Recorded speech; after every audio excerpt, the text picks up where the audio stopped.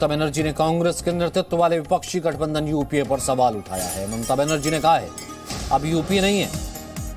थोड़ी देर पहले ममता बनर्जी ने मुंबई में शरद पवार से मुलाकात की और इस मुलाकात के बाद ममता बनर्जी ने कहा कि देश में फांसीवाद के खिलाफ अब एक मोर्चा बनाना है, क्योंकि कोई अकेला कुछ नहीं कर सकता। उद्धव ठाकरे से मुलाकात की थी, मुंबई में गए थी, शरद पवार से मुलाकात कर रही हैं। शरद पवार ने कहा कि बीजेपी के खिलाफ जो भी एक साथ होगा वो उनके साथ होंगे और सभी को एक साथ आना चाहिए। एक ऑल्टरनेटिव स्ट्रॉन्ग होना चाहिए जो लड़ाई करते हैं। अगर कोई लड़ते नहीं है तो हम क्या करें? हम चाहते हैं कि सबको लड़ाई करना है, लेकिन में रह के शरद जी सबसे सीनियर नेता है यूपीए के।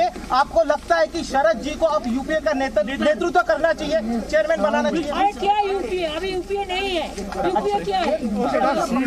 क्या करेगा बैठ के?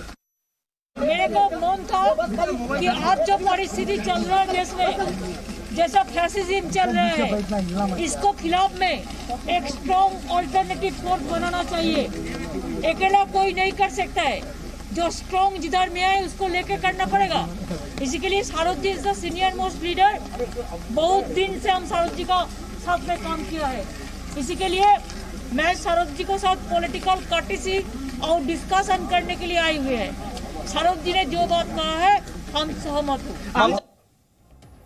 रवि त्रिपाठी हमारे साथ मौजूद है, राकेश त्रिवेदी हमारे साथ मुंबई से मौजूद हैं। 3 दिन के दौरे पर मुंबई गई हुई थी कि घूमना पड़ता है, जाना पड़ता है, लोगों के बीच बैठना पड़ता है। राजनीति 24/7 है, ऐसा नहीं कि आधे टाइम आप विदेश चले जाते हैं। और शरद पवार से मुलाकात के बाद कहा कि यूपीए तो अब कुछ है ही नहीं। राकेश त्रिवेदी, कल मुलाकात की थी उद्धव ठाकरे से, शिवसेना के नेताओं से, आज मुलाकात शरद पवार से कर रही है। क्या तेवर है, क्या राजनीति है? फिर मैं रवि के पास आऊंगा। देखिए सचिन, इसमें ममता दीदी का बिल्कुल साफ यहाँ पर रवैया है। वो यही लेकर के आई है मूड कि उन्हें एक स्ट्रांग मैसेज देना है और इसीलिए उन्होंने शरद पवार से मुलाकात करने से पहले एक सिविल सोसाइटी के मेंबर्स के साथ मीटिंग की, जिसके अंदर जावेद अख्तर, स्वरा भास्कर, महेश भट्ट, शोभा डे, ऋचा चड्डा, माजिद मेमन, मेधा पाटकर जैसे लोग शामिल थे। वहां पर भी यही डिस्कस किया गया कि कैसे जो है बीजेपी के खिलाफ एक रणनीति बनाई जा सकती है। वही दूसरी तरफ उन्होंने साफ ये मैसेज कहा है कि अकेले जो है कोई इसमें कुछ कर नहीं सकता है। एक स्ट्रांग अल्टरनेटिव ऑप्शन जो है वो जनता को देना पड़ेगा और अल्टरनेटिव ऑप्शन देने के लिए हमें उन लोगों की जरूरत है जो कि स्ट्रांग लीडर्स हैं और शरद पवार को वो एक स्ट्रांग लीडर मानती है, इसीलिए वो उनसे मुलाकात करने के लिए आई हैं। दूसरी तरफ वो कहते हैं कि कौन सा यूपीए, ऐसा कोई यूपीए नहीं है जहां उनका ये मतलब साफ है कि कांग्रेस जो है वो मजबूत पार्टी नहीं है फिलहाल, इसलिए उसकी जरूरत नहीं है। वो ये कह रही है कि यूपीए में या फिर अगर हम तीसरे फ्रंट की बात करें तो कांग्रेस के बिना एक नया अलग तीसरा फ्रंट जो है खड़ा करने की कोशिश है। ये क्लियर एंड कट मैसेज लेकर के आज ममता बनर्जी यहां पर मुंबई में दिखाई दी। ठीक है रवि त्रिपाठी, शरद पवार एक इतने बड़े नेता की यूपीए का नाम आता है तो कहते हैं कि शरद पवार को अब लीड करना चाहिए। वो उनकी उपस्थिति में यूपीए के खात्मे का ऐलान कर देती। अब इसका क्या मैसेज माना जाए? और शरद पवार चुप रहते हैं, शरद पवार की अब तक इसके ऊपर कोई प्रतिक्रिया नहीं आई है। देखिए सीधा मैसेज है कांग्रेस को, इसमें शरद पवार को वो लीडर बना के खेलना चाहती है और चाहती है कि शरद पवार का रोल जो है 1977 में इमरजेंसी के दौरान में जो खासतौर पर जयप्रकाश नारायण का था, वो रोल में वो रहे और ममता बनर्जी कहीं ना कहीं मोरारजी देसाई के रोल में रहे जो कि प्रधानमंत्री बने थे।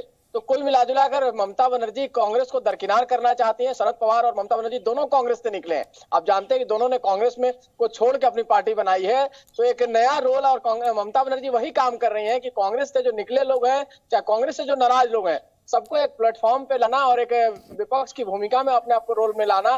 दिल्ली आई, आपने देखा दिल्ली में सोनिया गांधी से मुलाकात नहीं करना, मुंबई जाकर शरद पवार से मुलाकात करना और ये मैसेज देना कि जो लड़ाई नहीं लड़ता हम क्या करें, हम लड़ाई लड़ने वाले लोग हैं और सरकार के खिलाफ लड़ाई लड़ना पड़ेगा। तो एक तरह से क्लियर कट मैसेज है कि कांग्रेस को एक तरफ छोड़ के बाकी विपक्षी दलों को और जो क्या एक तरह से कहा जाए एक विचार के दल है, खासतौर पर चाहे तृणमूल कांग्रेस हो जो कांग्रेस से निकल के गई हो, चाहे एनसीपी हो जो कांग्रेस से निकल के गई हो, जो कांग्रेस से नाराज नेता है, उन सबको एक प्लेटफॉर्म पे लाकर कांग्रेस को दरकिनार करने की कोशिश में ममता बनर्जी अब से जुट गई है।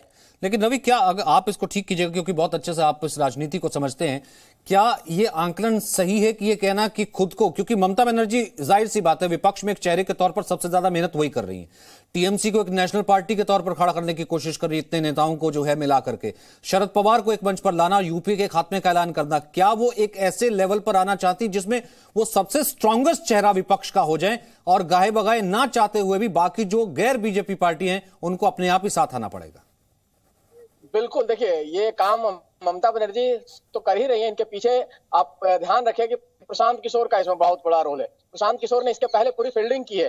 जो आज बैटिंग ममता बनर्जी कर रहे हैं, इस बैटिंग से पहले प्रशांत किशोर ने कहीं ना कहीं पूरे ग्राउंड तैयार किया है, पिच तैयार किया है। पहले जाके शरद पवार से दिल्ली में कई मुलाकात उनका करना, कई नेताओं से जाकर मुलाकात करना।